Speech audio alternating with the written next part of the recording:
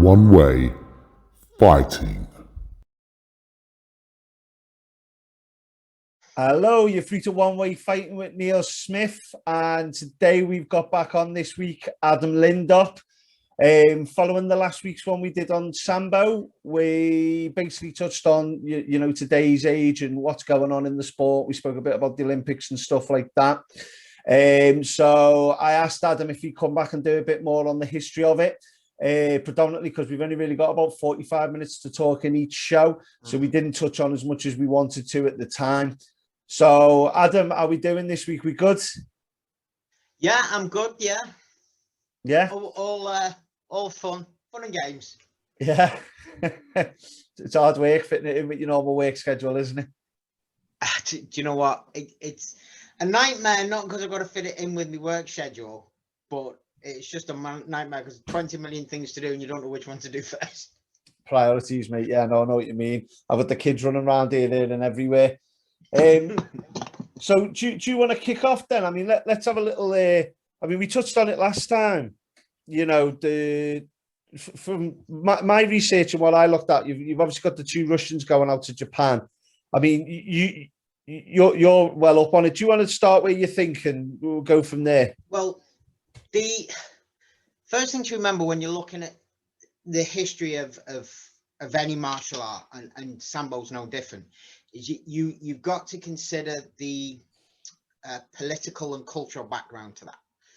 So before I mention anything about the history, you got to remember there's a lot of BS out there. There's a lot of exaggeration. There's a lot of stories. Some of them are true, some of them aren't, and some of them are just massively exaggerated. So I will try and stick to just what is known as opposed to segueing off into Fantasyland. So there's three people that are generally considered the godfathers, if you like, of Sambo, and that's Viktor Spiridonov, Vasily Oshemkov, and Natalia Karolempov. There's no kind of like 1, 2, 3 order, if you see what I mean. Yeah. They all have their own input in different ways. But certainly the first system that could be it's had many names. It's had different names over the years, but I'm just going to refer to it as Sambo to keep it easy. So the first thing that could be or could have been referred to as Sambo was actually referred to a shortened version that just meant self-defense. And that was Viktor Spiridonov's idea. He returned from the First World War and was injured, basically. He took it upon himself and was given charge of a project to develop an unarmed combat system for the Russian military and the Russian police. So the system that he developed was based more around Greco-Roman wrestling and classical boxing. Now, what you got to remember about classical boxing is it's not the modern stuff that we have now. We're talking proper classical Russian boxing. So there's dirty tricks with elbows, clinch work, all that kind, foot trick, all that kind of stuff. Yeah. And that was about the 1920s. I don't know the exact date. Now, the most famous of the three, and the one who is generally considered the founder or the god of Sambo, if you like, is Oshemkov. Now, it's funny that you mentioned going to Japan, sorry. Oshemkov was in Japan for quite a number of years. And while he was over there, he studied with the Kodokan. When he left Japan and left the Kodokan, he left with a second-degree black belt, a second dan in judo. Now, that doesn't sound like much in the modern standards because now we have there's 10 dans. At the time, there was only 5. So that's quite an achievement. And he was, I believe he was the first non-Japanese black belt. So he returns to Russia and he starts to teach proper judo in the military academies and the police academies. So eventually what happens is he starts to experiment, would probably be the best way of putting it, with new techniques, new training systems, etc. And the reason for this was he basically wanted a Russian martial arts system which was culturally Russian, that they could call their own. He's also responsible, by the way, for the development of the Kirka, the jackets we talked about last week. He's responsible for the design of the classical, excuse me, Sambo uniforms. Now, at the outbreak of the Russian-Japanese War, the Sino-Japanese War, he was arrested, basically, and put in a gulag. Now, the reason for this was he'd spent so long in Japan, he was fluent in the language, an expert on Japanese culture. There's even talk that he'd carried out operations for the Russian government in Japan, like covert operations, spying and all the rest of it. And so at the outbreak of the war, the Soviets were concerned about the risk of double agents. And him being so immersed in Japanese culture, they considered him the possibility that he was a double agent, basically too high to risk. So they arrested him. He later died under very mysterious circumstances in his prison cell. Make of that what you will. The last one, Korolenko. Now, he is responsible for the first ever Sambo manual, which is that there. Wow. There's various different theories as to why he wrote it and how he came to write it and all the rest of it. But basically, he was an avid student of Sambo, a very enthusiastic student of Sambo, and completed a thesis actually on Sambo. And the unusual thing is, once he completed the thesis, he didn't stop there. The story is that he traveled throughout the Soviet Union, visiting various different villages, towns, prefectures, whatever you want to call them, studying the different indigenous grappling systems. How true this is, whether he just went to the odd place, whether he just gathered information on them, is, speculative. There was a Russian language film released in, I think it was 83, 84, something like that, called Unbeatable, which is basically about him doing this. But obviously it's very romanticized. So you've got to take all that into consideration. From there, basically, it's 1938. 1938. Korolenko basically approaches the Russian or the Soviet agency responsible for education, and he puts forward this idea of Sambo being taught in schools and to the wider public. And the reason that's important is because up till now, Sambo has been taught to the public in the sporting version, but the combat version of it has been kept.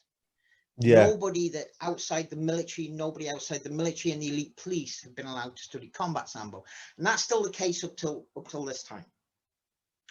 So the idea was to teach Sambo so that you would instill a warrior style ethos into the populace, who were capable not only of defending themselves but of keeping fit. Do you know what I mean? Yeah. And this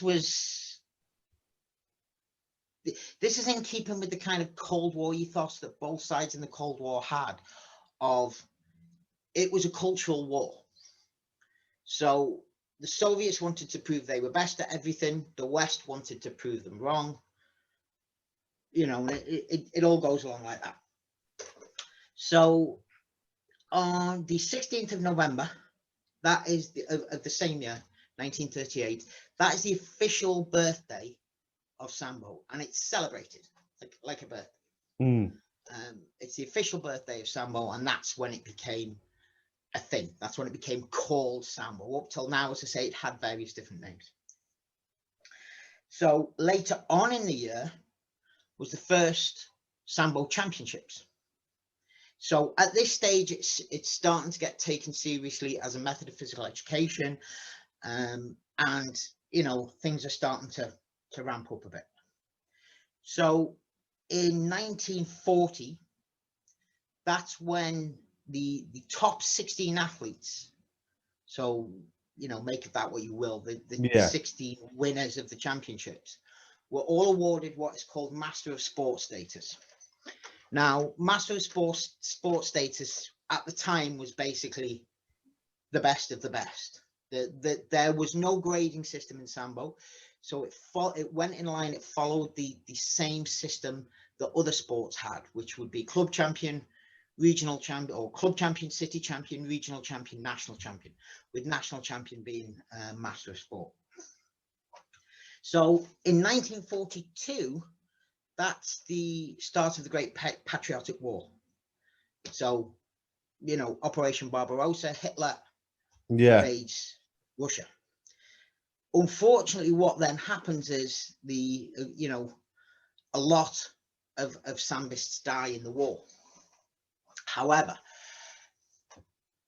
a good enough number of them survive to refine the techniques, refine the training strategies, etc., etc. Now, again, this is one of the things that's going to be open to exaggeration. Yeah, interpretation. There is reports of Sambo being used on the battlefield in hand-to-hand combat. It ain't going to be like it is in the films. We all know that. You know, Sambo being used could be a throw, someone getting punched in the face. You know, it goes on like that. But the thing is, if it's being used and it's being effective, it doesn't matter whether it's a full movie fight scene. It's just the less strikes thrown or the less moves used, then the more effective it is, really, isn't it? Yeah, I mean, there's no I rarely attach value statements to everything, and I don't attach one to that. It just is what it is. The Soviet Union, obviously, it was going to exaggerate the success of Sambo as an unarmed combat system in the same way that Japan would exaggerate the success of judo. It is what it is. But what is known is that Sambo was a very great method of unarmed combat, which did keep people alive. And again, what's got to be remembered here is we're not talking sport Sambo here. Yeah. So we're not talking just throws and joint locks. We're talking punches, kicks, elbows, knees, headbutts, groin shots, the use of weapons, entrenching tools, sticks, belt buckles, anything, environmental weapons, trench warfare, the bayonet, you know, everything was more or less covered by combat Sambo, and that's what we're talking about. So yeah, there's no value statement attached to that. So anyway, after the war, this is when this gets published, 1949. Now, there was lots of different versions of this, i.e. like the backings. This particular one was in the 50s. That's when that one was published. And it's also about this time that Sambo splits off into the two streams officially of sport and combat. So here's where you're starting for people to really, it's starting to get pushed to the populace now. It's like, we want you to learn this. We want you to stay strong. We want you to be able to defend the motherland. So a unofficial policy is brought out that children that are learning Sambo will be pushed to get their friends, their peers involved in Sambo in one degree or another. Obviously, combat Sambo, that slant of it, that's still kept at this stage just for the police and the military. In 1952, and I am looking at some of the figures here because I can't remember them all offhand. Yeah, mate. Yeah, no, there's no worries. Yeah, in 1952, there's actually not that many practitioners according to the official statistics. So in 1952, don't forget, just after the Second World War, 20+ million Soviet citizens have died. So you've only got on record approximately 4,000 practitioners and 50 active coaches. Okay. Now, obviously, this doesn't include people that are learning it from parents and they're not part of an official club and all the rest of it. It sounds like a lot, but when you take into account the massive size of the Soviet Union, it's really not that many people. It's one of the biggest continents in the world, and if you think you've got 50 coaches spread over that, yeah, it's not much. I mean, that's not just Russia either. That's like 50 coaches, and you like spread Globally. anywhere that the Sambo exists. Yeah. And when you consider as well that at this time there was still a ban, there was a prohibition on Asian martial arts, so the likes of karate, kung fu, you know, Shaolin kung fu, Yeah. judo, all that kind of stuff, that was all banned at the time. So 1957, the USSR and Hungary have a competition. The USSR use their sambists and Hungary uses their judo players, and the scores were 47-1. So the Soviet Union won 47 matches and Hungary won 1. Now, we don't know, or I don't know, whether these competitions were run to just judo rules, Sambo rules, or a hybrid. I don't know. By 1965, there's approximately 80,000 practitioners worldwide. Now, 1966, it seems like quite a jump, but there's not really a great deal going on here. It's moving along, like more and more people are getting involved in it, but you know, you've still got the economic recovery from the Second World War. The Soviet government have got other things on their mind than just Sambo. Yeah. In 1996, FILA, which is was at the time the Federation of International Wrestling Associations, and this is a defining moment, classifies Sambo as its official third wrestling system. So now Sambo has official recognition from a worldwide body. 1961, judo goes Olympic. Yeah. So 1964, fast forward a couple of years, the Soviets have no judo players. Judo is banned effectively. So it has no judo players. So what it does is it takes its sambists and it says, right, look, you're going to enter judo competition. These are the rules. Train for them rules. Now, what was quite surprising, especially to the Japanese, was that in that first year, the Soviets gained 4 bronze medals. Which again, to a lot of people doesn't sound massively amazing, but when you consider they've never competed judo before. Yeah. There's companies, there's countries that have been involved in judo for years, decades, that aren't winning 4 bronze medals. So this is a huge thing. And in fact, later that year, Japan starts its first Japanese Sambo Federation because it's impressed. You know, you've done this to us. You've got 4 bronze medals of us. We're winning consistently. You've got 4 bronze medals of us. So it starts its first Sambo Federation in Japan. 1972, the first World Championships are in Riga. The first European Championships are in Riga.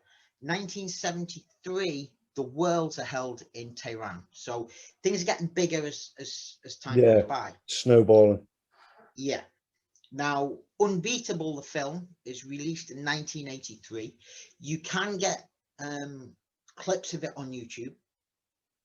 Unless you speak Russian, you won't understand it, but just by watching it, you can pick up a great Yeah. deal of the idea behind it.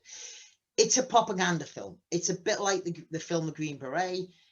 It's a propaganda film. It's there to push something. There's an element of truth. There's an element of fantasy. You've just got to filter out which is which. So 1990 comes along, and to be perfectly honest, there's a slowdown. Yeah, and Sambo's still suffering to a great degree from that slowdown in popularity. And again, that brings us pretty much up to what we were discussing last time, because there's a push to get Sambo into the Olympics. It has been an Olympic demonstration sport. It has had that honour. But there's now the push to move it into the Olympics. So a quick segue into combat Sambo, because they are two different animals and people often misunderstand this. So combat Sambo was kept separate from sport Sambo for many, many, many years. It was the preserve of the military, the elite police. And it remained exclusive up until about 1985, 1986. Then it was released, because what happened is 1994, the last few rounds in the Worlds were fought to combat Sambo rules. And that's when people kind of like saw what combat Sambo was. So they saw the punches, the kicks, the elbows, the headbutts, the throws, the full lot. Now, it's become a sport in its own right. So it's been opened up as a sport. It has its own sporting association as well. But what's often overlooked is that what you see in the sporting arena isn't necessarily everything that combat Sambo is. As I said before, there's use military Sambo has the use of weapons in. So, you know, entrenching tools, stuff like that. There's also grip breaks, restraints, stuff like that. So there's many flavors of Sambo, and over time, that hasn't gone away.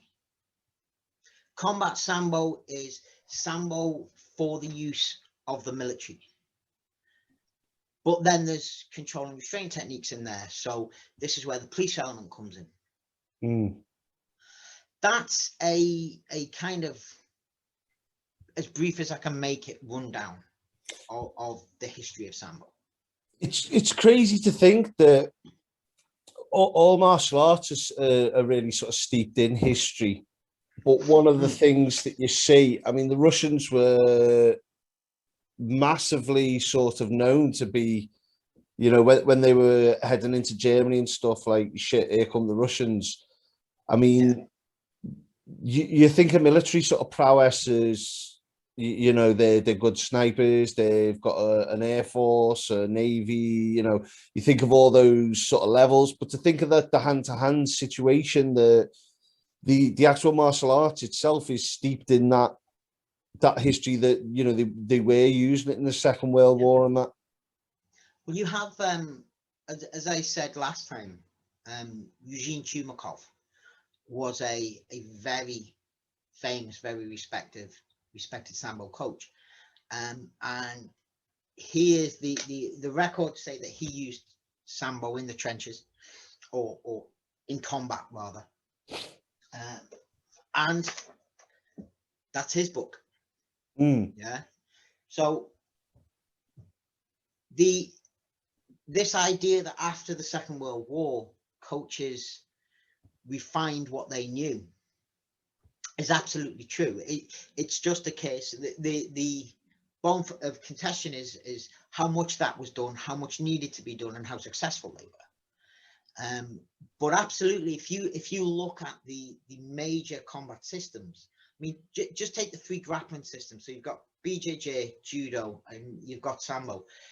They all have their origins in battlefield systems. Yeah. Somewhere along the line. Okay.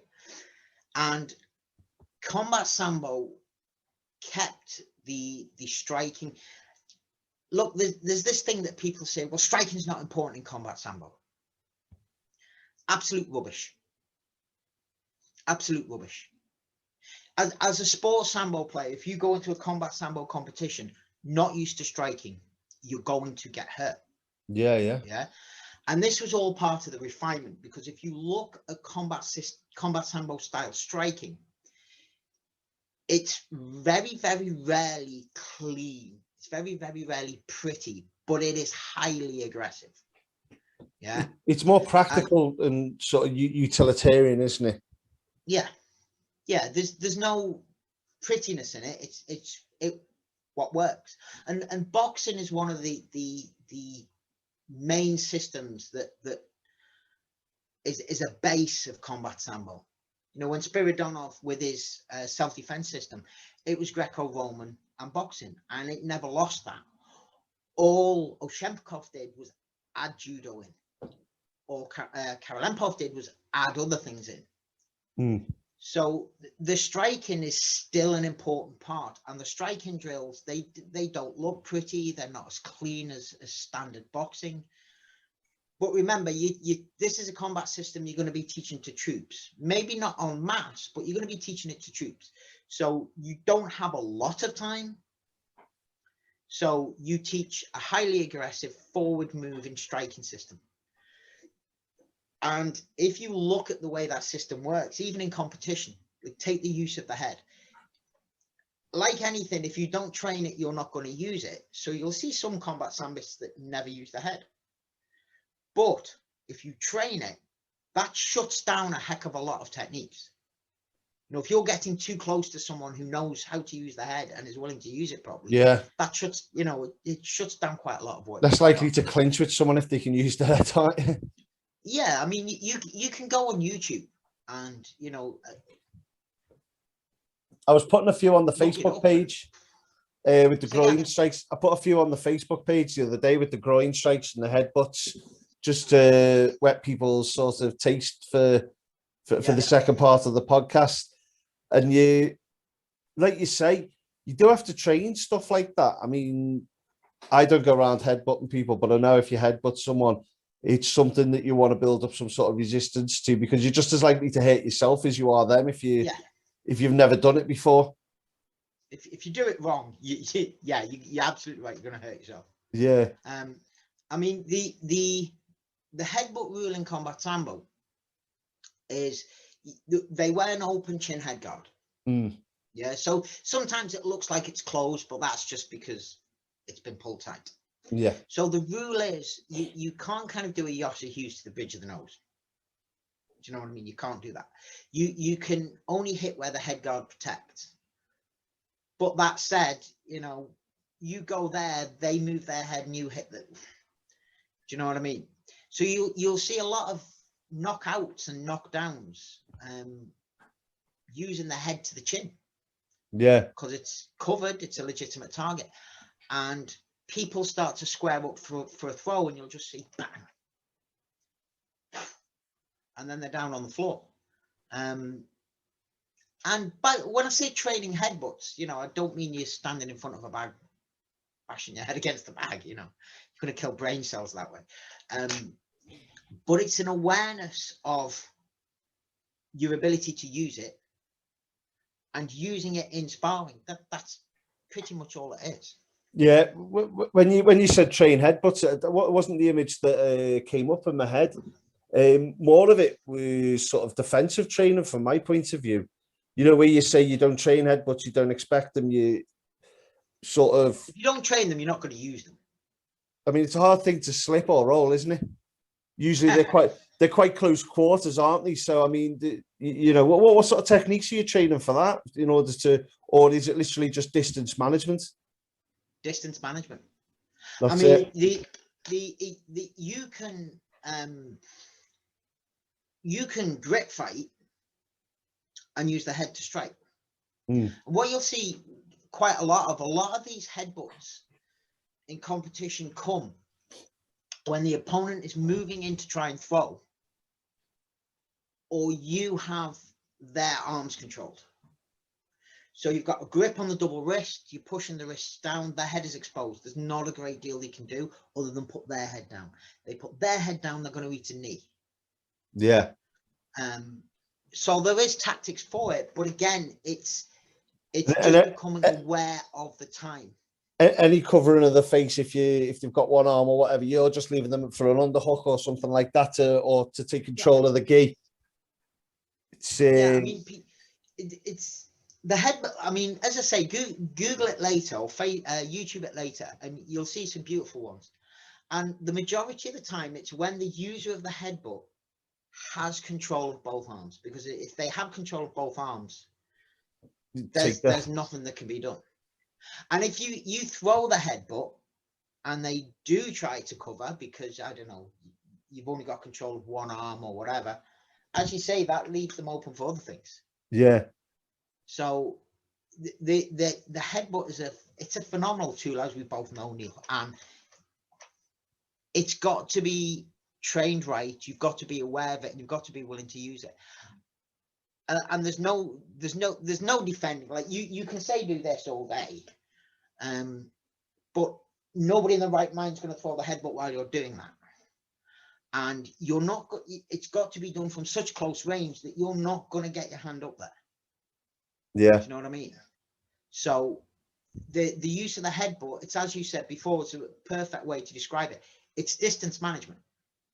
If I can adequately judge that, yes, I can get that headbutt in, and I have control of one, preferably two hands, so you can't move away, that's it. You'll get a knockdown, a lot of the time to knock out pretty much all day. But again, you have to drill that, you have to train that. If you're drilling and training that, there's something else you aren't drilling and training. But look, in Sambo, combat and sport, as I said the last time we spoke, you only really need 4 throws. 1 forward, 1 backward, 1 left, 1 right. And some people say just 1 forward, 1 backward. So if you've got them 4 throws down pat, you can have hold of someone's hands or someone's kirker sleeves, headbutt and throw. Yeah. Go to headbutt and throw them off the reaction. Because it's not just the headbutt itself. You're in that close proximity where you're up there on the face. You're restricting their senses in terms of their ability to see what you're doing, and your natural reaction, it's like doing body head in boxing, is to bring the guard up, and then you're changing levels and you're taking them at the waist off their center of gravity, or pick a leg or anything, can't you? To me, it's one of those things. I'm glad they don't have it in MMA. Well, one of the massive differences, and it does make a difference to technique selection. MMA, there's no jacket. Yeah. Combat Sambo, there's a jacket. So if you put your hands up like this, that gives me access to grabbing that jacket. And you'll see. I'll send you personally a nice video before of someone basically gripping onto the jacket, uppercutting his opponent. His opponent can't go anywhere. Yeah.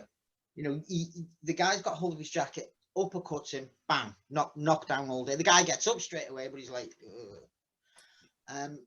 So even the use of striking whilst using the jacket, I used to do a drill where I would get people to hold onto the jacket and throw strikes in, just to get them aware of where you can throw them strikes in, how you can use the jacket to pull people backward, forward, pull them around, left, right.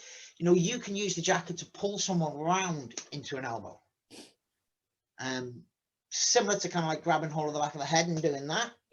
Well, you can hold the jacket, you can hold the lapel, pull someone around and hit them.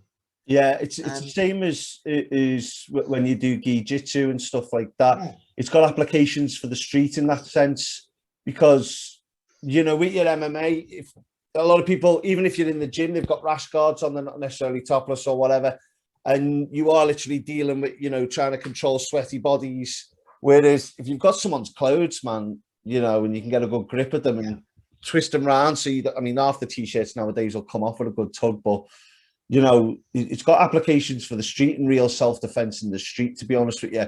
And it's one of my main bugbears, some of the self-defense stuff that is taught. I was talking about this the other day with the rubber knives, and I'm going to stab you like this, and you do this. I mean, the bollocks, you know, you see a knife run, just run. It's people are going to wear jackets. I mean, if you take a country like Russia, in the Russian winter, it's cold. So people are going to wear heavy jackets. Do you know what I mean? The same as it used to be over here when middle of winter when I was a kid in Newcastle. The snow would be up to your flipping halfway up your knees. So you'd be wearing a heavy jacket. So, you know, it makes sense. But it's that age-old argument, isn't it? What's more applicable? The jacket? No jacket. They're both applicable in their own way. Yeah, 100%. And the thing with me is, I mean, not really the Sambo. I've never practiced Sambo, which was one of the main reasons why I wanted to speak to you, to be fair. But I always used to find I predominantly did about 10 years of no gi and never bothered grading because for me, it was just like, is it a money spin or what? As long as I'm getting the education I need, then I'm happy just doing no gi. But the more I thought about it towards the latter end of that, I was like, you know what, though, there's massive application for it, and I'm being soft by not exploring that avenue. So, I mean, I think that's my next thing to go towards doing gear, maybe start grading, to be honest with you, because I think I'll fly through the first few belts with the experience I've got and be able to nail a few. Well, I say that I might just get my ass handed to me. I mean, the thing with the jacket is like they say, a lot of people say, and this is one of the weird things. I've had people come to me and ask me to teach them Sambo, and I've kind of reached off the peg, got a kirk, and held it out to them. They've got, oh, I have to wear a jacket. Well, you just asked me to teach you Sambo. Well, why wouldn't I ask you to wear a jacket? Oh yeah, but I do, you know, I'm after it for MMA. Okay, brilliant. Put the jacket on. Yeah, but you know, well, do you wear a jacket when you're doing your BJJ? Well, yeah, I do. So why would you? You know? Yeah. But it's certainly I'm similar in that I originally started grappling no-gi because that was the big thing at the time in Liverpool, wasn't it? Yeah. And when I went over to gi, I just found it was a different ball game. It's a slower game, and there's so many things you can get caught with. Yeah, they choke with the lapels and everything. Yeah, I mean, it's not. I always view no-gi as the younger man's game. You know, it's faster. It's for me, it's just the younger man's game. With the gi, you can hold on a little bit more. Yeah. But yeah, it's a different game. I think what you might find is you won't do as badly as you may think, but you will probably do better than you were expecting, if that makes sense. Yeah. I mean, the main thing with no-gi for me was you could just turn up anywhere. If I'd gone like maybe for work somewhere or something like that, and I was in a different city, I could just Google where the nearest gym is, just walk in my shorts. I wouldn't have to be packing a gear everywhere and stuff like that. Yeah. You could turn up to any free mat, pay a $5 and roll with people and get some friends along the way. I always just loved that sort of freedom of that, and just jumping in on a free mat. It tends to be more sort of, well, you're training out of this school when it was gi as well. Yeah. You know, like sort of you've got to put in your time here for us to put you with one of our black belts. We don't want some idiot coming in and turning up a black belt who's just, you know, throwing strikes or something random. You know, I always just like that freedom. I get that. I do get that, and I'm the same. But I think, I mean, certainly BJJ things are changing. In that there's less in this country. In America, there's less of the whole you can't train with anyone else. I mean, Sambo wise, you know, it's quite an interesting thing, that, because Sambo wise, what you had is, and still to a degree have, but apparently it's not as much this way, is you would have sambists and judoka on the same mat training at the same time. So even now you'll see videos and pictures of people training, and you know, there'll be a judo guy, a judoka, sparring with a sambist, you know, grappling with a sambist. And a lot of high-level sambists are also high-level judoka, because essentially it's a difference in rule set is all it is. And to me, it's the same with gi and no gi. It's, you know, essentially it's a rule set. The rules say you wear a gi in one, not in the other. That changes the techniques you can use. And as for the training wherever you go, I have never found in Sambo that I've been unwelcome anywhere. Yeah, you know, well, not so much that you're unwelcome, just sort of, there's always this sort of, you know, someone sits you down and explains, you know, you're not going to be rolling with them over there, or you know, or you know, they ask you what level you're at and they say, oh, you can, or whatever. I just find every gym has a different. Yeah, some of them have like a group that are just sort of like, we're the fighters and use of the, or you know, and then you come in and say you're a fighter, and then they look you up and down, and yeah. Whereas you just go to a free mat and it's like everyone's just rolling. Yeah, I think one of the beauties of Sambo, and one of the reasons why I was attracted so much to it, was again something we mentioned last week, was this idea of whether you're in a competition or you go to a club, you're going to step on the mat, look at someone, and they're in a red kirtka, red belt, red shorts, red boots, you're in blue or red, you know, whatever. You're looking at that person, you have no idea who they are.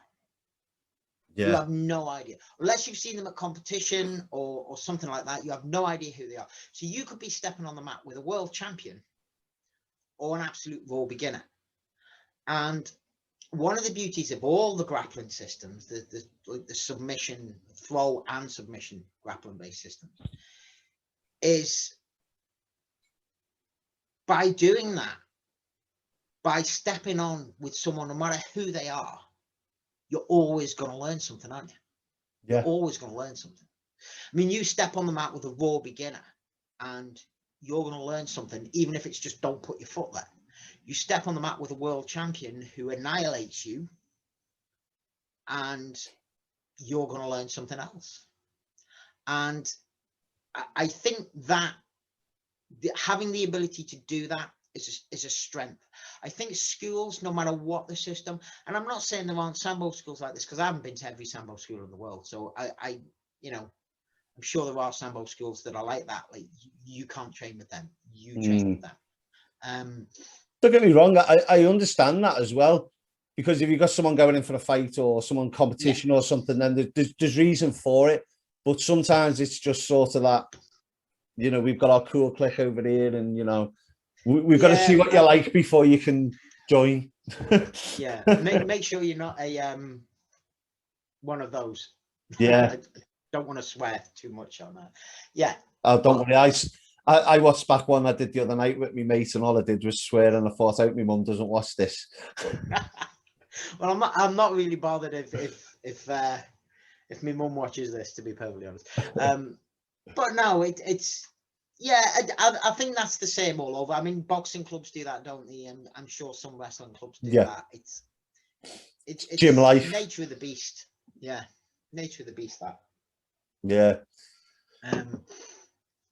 But yeah, I mean, getting back to the history of Sambo, it's a very varied system, and it is eclectic, and over time techniques and drills have been taken from all over, and there's no kind of, nobody looks on that as a shameful thing.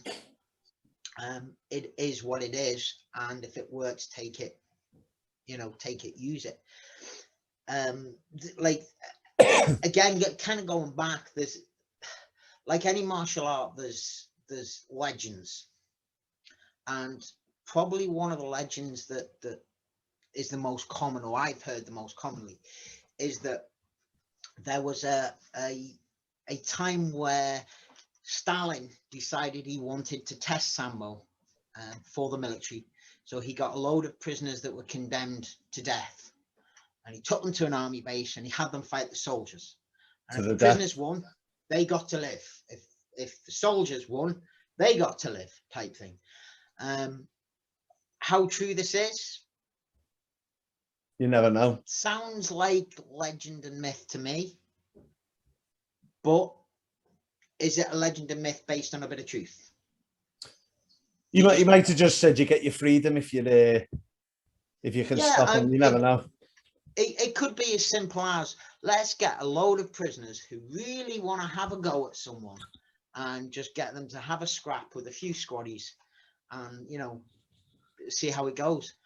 Or it could be absolute BS. We just don't know. And like any system, there's BS out there about it. So, you know, but for me, the one of the good things about the history of Sambo is that most of it is traceable. You know, yes, some of it was hidden, you know, the Russian, the Soviet version of the official Secrets Act and all the rest of it. Some of it was hidden for a time. And there's a bit of myth, there's a bit of legend. But most of the history is traceable. Most of it is traceable. It will be the case though, because I think I mentioned him last time. Me mate, well, I won't mention his name because I don't know if he's a person who really wants to be talked about, but there's a coach out in Waterloo and he's proficient in a number of weapons.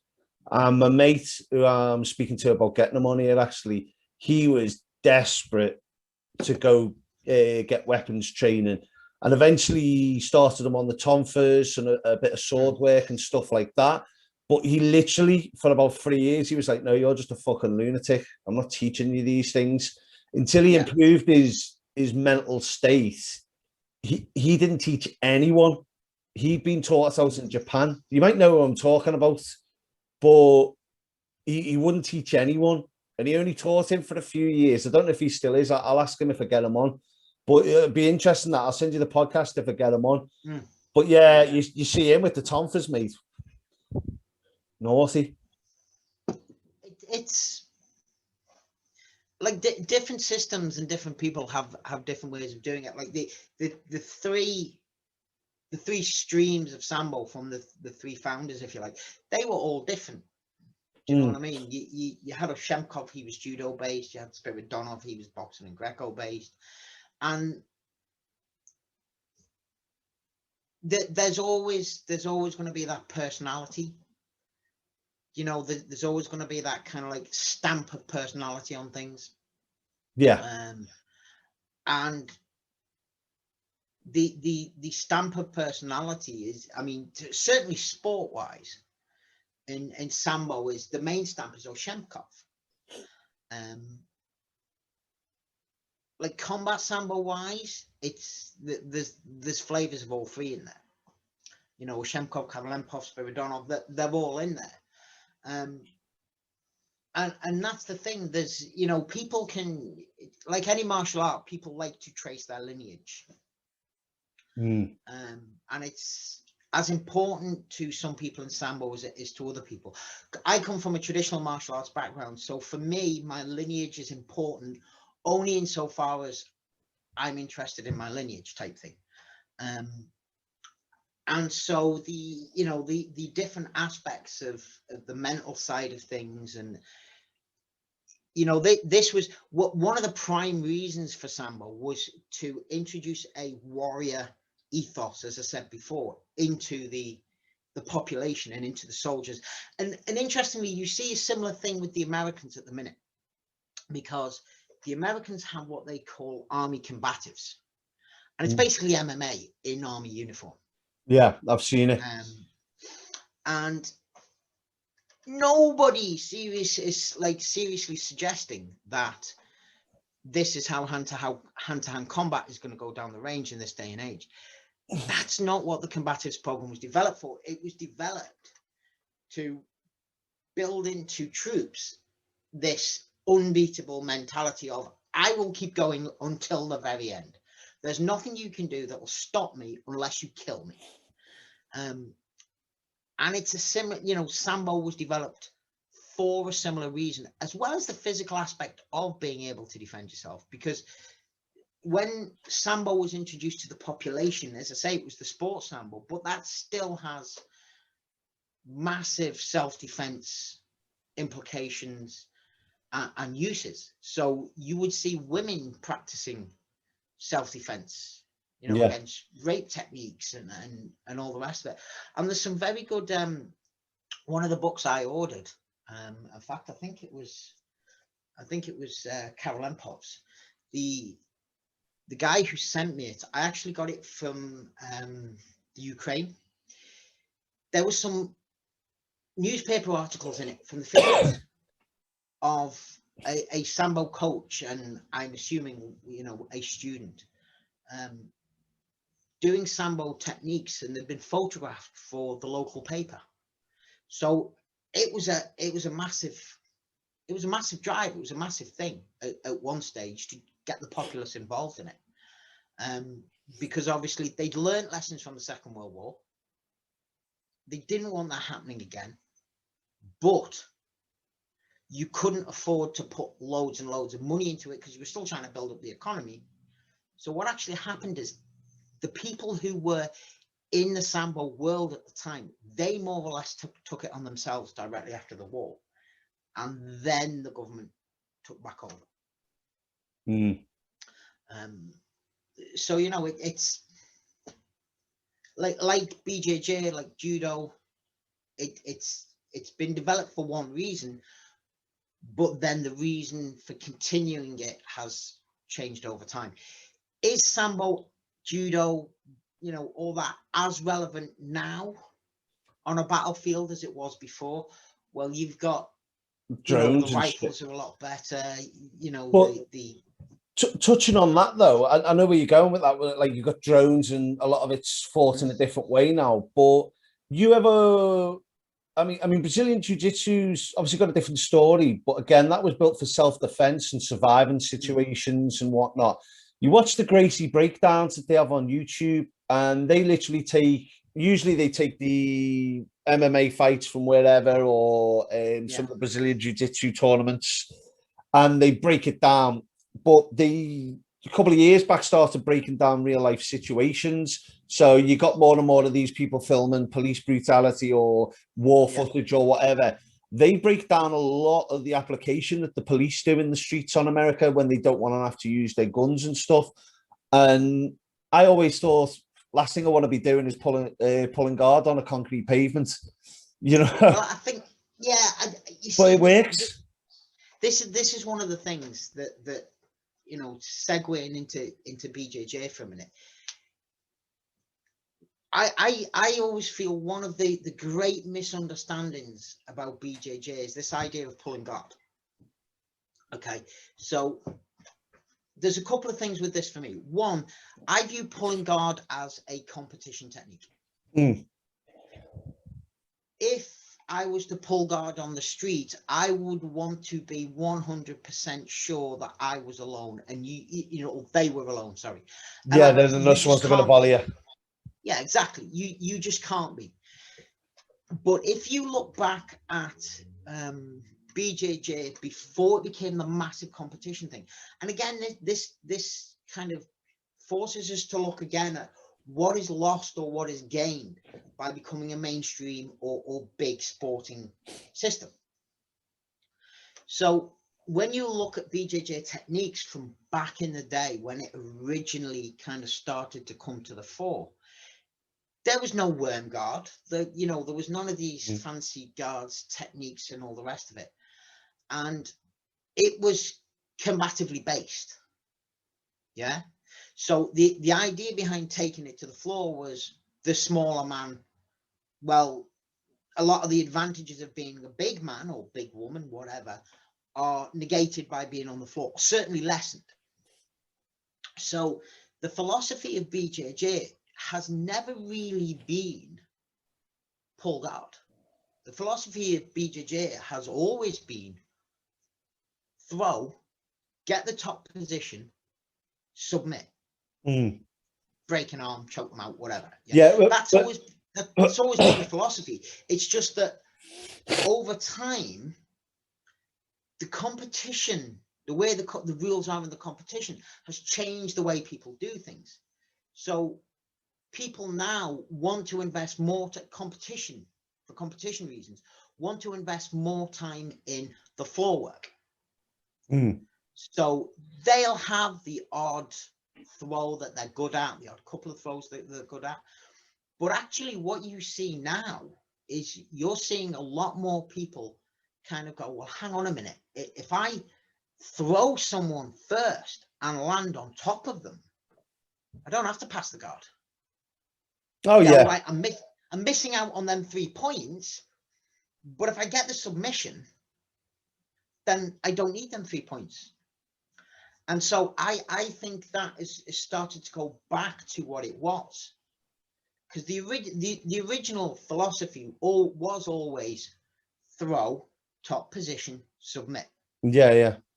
You know, so when I used pull guard, I was just literally suggesting a situation that I wouldn't want to be in. You know, yeah, absolutely. I wasn't suggesting the first thing to do, but yeah. No, I'm not saying you were saying that, but yeah, what you will see certainly with keyboard warriors is this suggestion that BJJ is the be all and end all. Don't get me wrong, I love BJJ, especially old style BJJ. That it's the be all and end all, and you know, I'll pull guard and you'll be gone, or you know, I'll get you in my guard. The first place I'm going to do is go to the bottom. No, you know, absolutely not. If you listen to what the Gracie family said, if you want to take their word as gospel, which a lot of people do, even they will say that's for survival. That? Yeah, that's your survival position. That's if they've got you into that position, that's your survival. You shouldn't just go to that as, because when I used to roll with people who were smaller than me, it would be the first thing they'd go to. Yeah. And I used to have a problem with, you know, if we'd done sort of like a mixed martial arts a full MMA lesson rather than just jits, we might have done some grappling, and it's like all about taking center of gravity, doing takedowns. Go, we've just trained 4 different variations of takedown, and then we go to do a little roll, and we'd be doing sitting back to back and turn round, or we'd be doing it from standing. The first thing you go to is pull guard.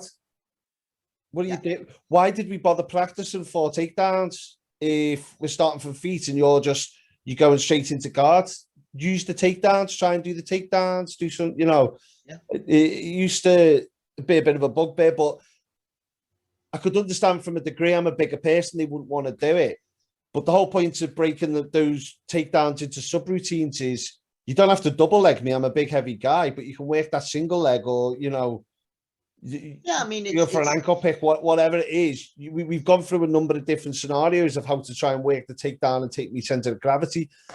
People just think I'll go to my comfort zone. Yeah, I remember training in Congleton with Georgie Georgiev, and there was a guy there. He turned up for the class. He was young, he was fit, and he was very strong. And it was a Sambo class, and pulling guard is not permitted in Sambo. It's against the rules. You can pull a technique, so you can do like a sitting arm bar, or you know, a sitting ankle lock, something like that. But you can't just pull someone into your guard. Now, to give it a bit of context, the closed feet guard never used to be legal in Sambo. Excuse me. It is now, but it's a stupid thing to do in Sambo, because all you're doing is pinning yourself to your opponent. And they'll just hold you down. And if they can control you for 20 seconds, they've got 4 points. If they've got, you know, 4 points off a throw, then they've won if you've scored no points. So, but anyway, we were sparring. There was no way I was going to get him down. He was strong. He was fit. And at one stage he was just he was playing. So I was trying to use techniques that I wouldn't normally use, but I found myself reverting to 2-on-1, or oblique grip, as it's the Russians call it. 2-on-1, grabbed the Kirka, moved around, bang, down on the floor, stood back up. 2-3 times I got him down with that. And the reason I say that is because if there'd been the ability to pull guard, I probably would have ended up doing that after kind of like the first minute. I'd have probably gone, I'm not going to get him down. I'll pull guard, it's legal. But because Sambo rule set doesn't allow the pulling of guard, I was forced to stay standing and try and throw him. And I think even like restricting the rules in that way is a positive move. And as regards BJJ, like, listen, BJ, pulling guards are techniques like anything else. You can do it badly or you can do it well. You know, I tend to do it badly. But you can do it badly or you can do it well. But BJJ wise, I feel if you pull guard, you should get a points deficit. If you pull guard right at the beginning of a match, I think you should get a points deficit, because I think by punishing it slightly, you're hopefully going to get people less like the proactive, and they will work on their throws. Because the idea of not throwing is like, you know, it's grappling. It's not just floor work. In the UK, when BJJ started in the UK, everybody just knew it as that floor thing. Yeah. So groundwork. Just generalize it with groundwork. If you want to throw, go and do wrestling. We do BJJ here. But when you go to the old school instructors of BJJ, they're not normally like that. You know, they will force you to learn at least some throws and find 1 or 2 throws that are good for you. And as I say, by restricting your ability to pull guard in the way that Sambo does, you pull guard, that's, you know, it's illegal. You're going to get punished for it if you do it and it's obvious you've done it. Now, people have done it and, you know, the ref's gone, oh, was that a guard pull or was he going for something? But, you know, by restricting the ability to pull guard, I just think it's a positive move. It would be a positive move. And the rule set of Sambo, because, I mean, we are supposed to be talking about Sambo, but the rule set of Sambo, what that does is that forces you to work on the standing, but it forces you to work on the floor as well. But the floor work is different. It's more basic because you don't have as much time on the floor. But you can win with a standing floor. Does that make it more efficient though? Does that make it more efficient? I would say more combative. And the reason for that is floor work in Sambo is time restricted. Yeah. So if the ref looks at you and he thinks it's, or she thinks it's going nowhere, they'll stand you up. You've got to start again from standing. If you have a submission position, so we'll say you catch the arm, yeah, and you're going to go for an arm bar. As soon as you catch that arm and you sit for the arm bar, the clock ticks. You have up to 1 minute. Yeah. So if you don't get that submission in that 1 minute, you're stood back up again. Now, the reason I say that's more combative is because it forces you to go for things that are simpler, quicker, potentially more aggressive. Yeah. You haven't got time to mess around on the floor because your time is subjective and it's the referee's subjective. So if the ref looks at it and you're inching for something and you're like, yeah, I'll get this in under the minute, but the ref looks at it and goes, nah, you're not going to get that, but you get. Yeah. So you have to catch it. There's a kind of saying which is 3 seconds, sorry, 5 seconds, no, 3 seconds to catch, 5 seconds to finish. Yeah. If you haven't caught the submission in 3 seconds of hitting the floor and then finished it in 5, you're probably not going to get it. That's not always true. But no, it's not. It's not. But it's that at the same time, aggressiveness of motion. You work to that basis, and you know, if that's what you're training for, you're more likely to. Yeah, I mean, well, the thing is as well in Sambo, you always have the option to pin. So in Sambo, you can get a maximum of 4 points for pinning someone. So if you can hold them down and control them for 20 seconds, you get 4 points. If you do the same for 10 seconds, you get 2 points. Yeah. But you can only score a maximum of 4. So that's 1 full 4-pointer or 2 2-pointers. Yeah. So you can drop into a pin, hold that for 10, 20 seconds, then shift into a submission. Now, with BJJ, what you'll see is you'll see people holding that top position for a lot longer because the rules let them. It's unlimited time on the floor. So the rules will let them stay there. In Sambo, it's a lot more explosive. It's a lot more combative. You've got to get it done. And the reason for that is the roots. It's a combat system stuck close to its roots. So you don't want to be playing around with someone on the floor for 2-3 minutes. His mate walks around the corner and stamps on your head. Yeah. Or someone rushes around and then bayonets you straight in the side. You know what I mean? So even the rules have stayed true to the combative ethos. And where you see systems that are kind of like, they've moved heavily into the maybe not the mainstream sports, but they've become more and more sportive, like judo, like we discussed last week.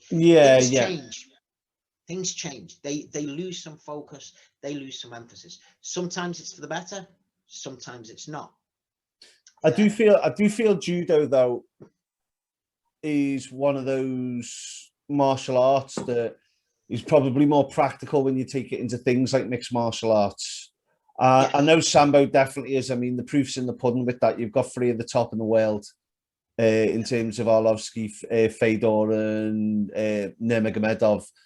I mean, you can't deny it in terms of the effectiveness through you know that's their bread and butter for the first part of their life, and it's basically given them one of the best bases in mixed martial arts in terms of that. I feel judo as well. And it's interesting that Sambo's across a judo and all the stuff in terms of the throws specifically. You know, I mean, you saw Ronda Rousey just destroy people for the majority of her career using that. I feel like it's a very good base in that sense. But like you say, if you start to dilute it, then what is it you're taking over? Well, there is I mean, you're right. It absolutely is a fantastic base. You know, there's a reason why, for instance, freestyle wrestlers do so well in MMA. You know, and it's a control aspect, and with Sambo, it's the throwing, and you know, Sambo and judo, it's the throwing someone and hitting them with a planet. That is the that is the advantage. I think you see when judo lost the leg grabs, like, you know, they lost the ability to attack the legs. That did 2 things. The first thing it did is obviously take away people's ability to attack the leg. So if people's go-to technique was a double leg or a single leg or an ankle pick or something like that, in judo, they lost the ability to do it. But what it did do is it turned judo into, I think of it as the jacket version of Greco-Roman. Because in Greco-Roman, you can only attack the upper body. You're not allowed to grab the legs. You're not allowed ankle picks, anything like that. So to me, judo became the jacket version of Greco-Roman, If you look at Greco-Roman wrestlers, they are fantastic at what they do because they can only attack the upper body. Mm. Judokas now are the same. They're so highly focused on attacking with certain techniques. They've only got those techniques to use. So it has that to their advantage, but it means that someone who would potentially be amazing at double legging people in judo doesn't have the ability. So it's a trade-off. It's a trade-off. And it's like these changes, let's be honest, Neil, we both know these changes are normally done. You know, we both know what they're normally done for. Yeah.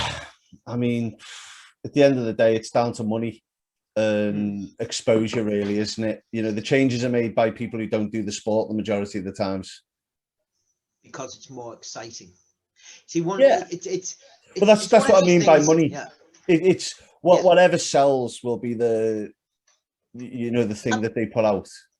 Absolutely. And if Olympic judo, if they thought that Olympic judo would gain 20 million more watchers during the Olympics, if they allowed a lot more floor work, the rules of judo would change to allow a lot more floor work.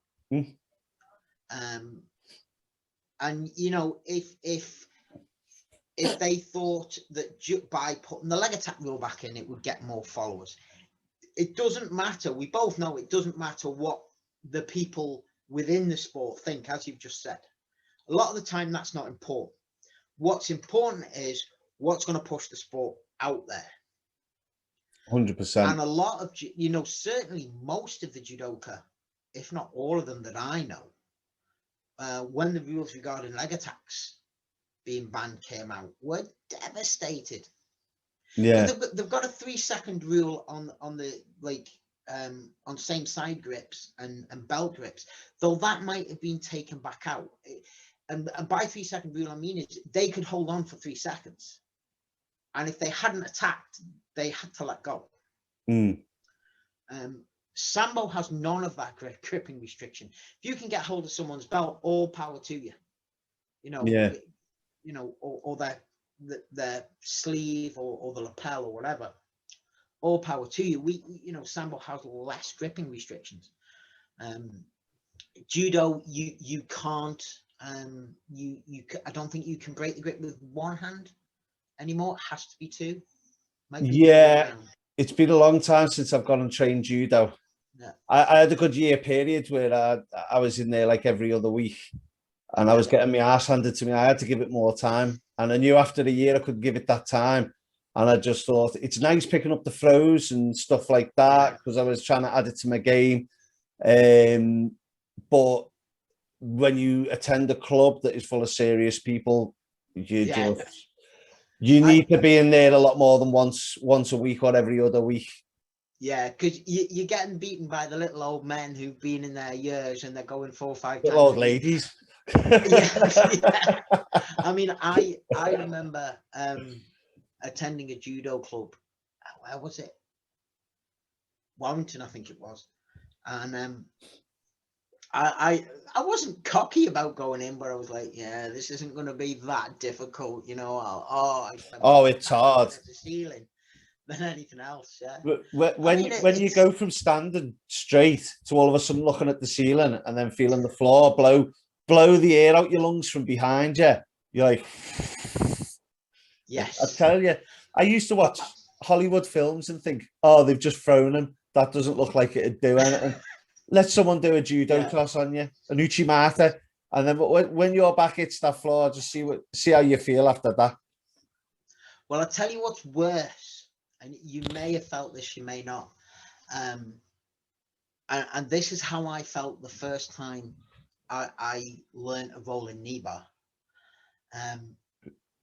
And it's this idea that you're standing, you're gripping up with someone, you're all set to try and throw them. I'm going to throw you, I'm going to slam you down on the floor.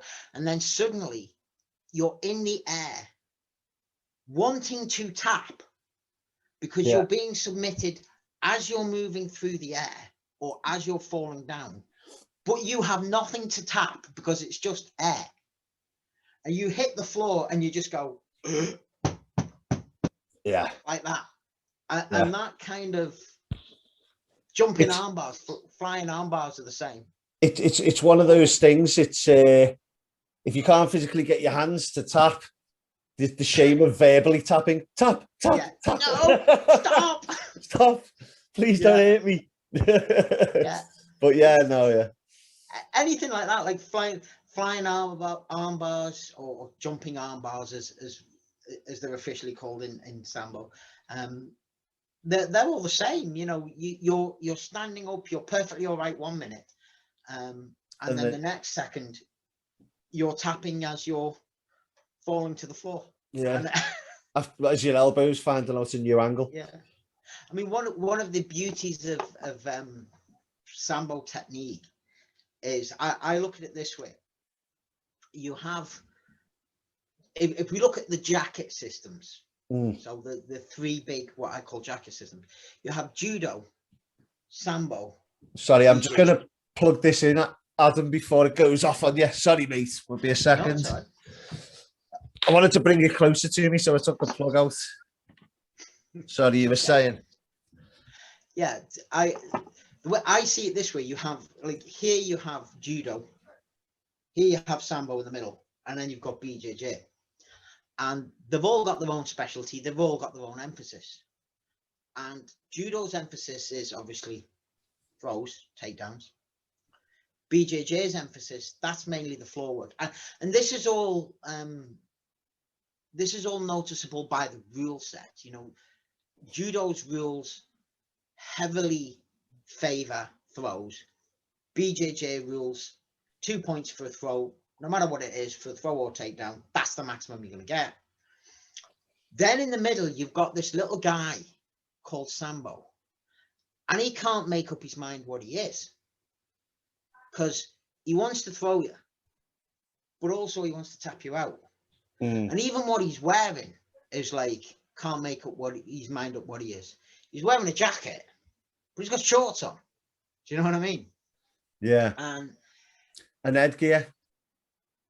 If it's combat, headgear, yeah. You know. So it's this weird thing. But I did a comparison of them three systems, and the actual similarities are a lot more than the differences. And if you look at the rule sets of all three, yeah, that's the distinguishing factor. Nothing else is really massively distinguishing, you know, other than the Kirka, like the uniforms. But the main distinguishing factor or differing factor is the rule set, and the rule set determines. And so if you look carefully at the rule set of all three, it's like a little family. You've got big brother, little brother, middle brother.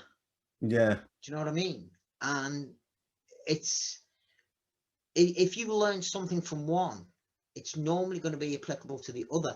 You might just have to change it slightly. Like an armbar setup in BJJ will a lot of the time be relevant to Sambo. It's just that you might have to strip it down a little bit. Yeah. But then, having said that, a lot of the old school BJJ stuff is virtually exactly the same. I trained with Lee Simpson, one of Mario Sukata's students, and when I trained with Lee, I remember Lee going through some techniques over a period of probably about a month and a half, and I was sat there, and when he was demonstrating these techniques, I was like, wow, I've seen that in so many Sambo classes. It's unreal. And then just before the first lockdown, I went to train with Mario Sukata up at Mazda, and it was the same. It was like, wow, this is like, these techniques are just so, and literally the only thing that was different was the context that they were used in. There might be a little, you know, little technical difference here and there, but actually no. And if you trace both of those back, BJJ and Sambo, you're going to hit judo at some stage as well. Yeah, yeah. You know, and they're three beautiful systems. And actually, when you look at them, are they like the sport. Obviously, I'm talking sport Sambo here, not combat. Yeah, yeah. When you look at them, are they actually any different?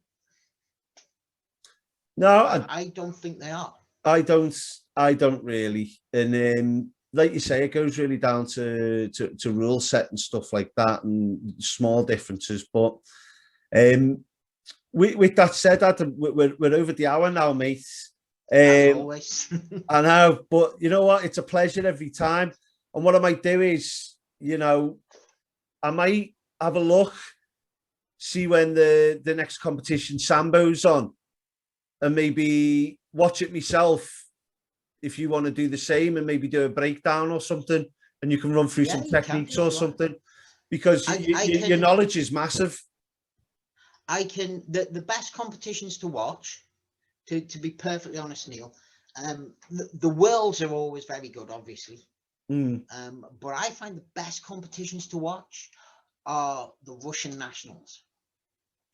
They're the ones where you're going to get there. When are they on next? I'm not 100% sure, but I will message Dmitry Troshkin, and I will find out exactly when they are. I know he's just been in Chistovo, getting the team ready for a big competition, but he didn't say which one. So, but I'll find out when the next Russian nationals are and when the worlds are, and I'll drop you a message, and we can absolutely do that. Yeah, Adam, a pleasure as always. True gentleman, mate, and your knowledge is like, I'm just sitting here just learning. So appreciate it, mate. Anybody who's watching, if you want to get in touch with Adam or anything, we've got the Facebook page. I don't want to be giving out his personal details. If he wants to add them below, he will. In terms of any training or any advice or anything, make sure you like and subscribe. Oh, sorry, mate. No, I was going to say, if anybody wants to add me on Facebook, just Adam Lindop. My personal Facebook is fine. Yeah, you'll find his cat on his profile picture. Drink coffee and try not to kill people. Yeah, that's good advice. Right, guys, have a good day. We'll see you soon. Me and Ashley will be on tomorrow, and we'll be breaking down the Ngannou fight last night. Enjoy. Have a good night, everybody.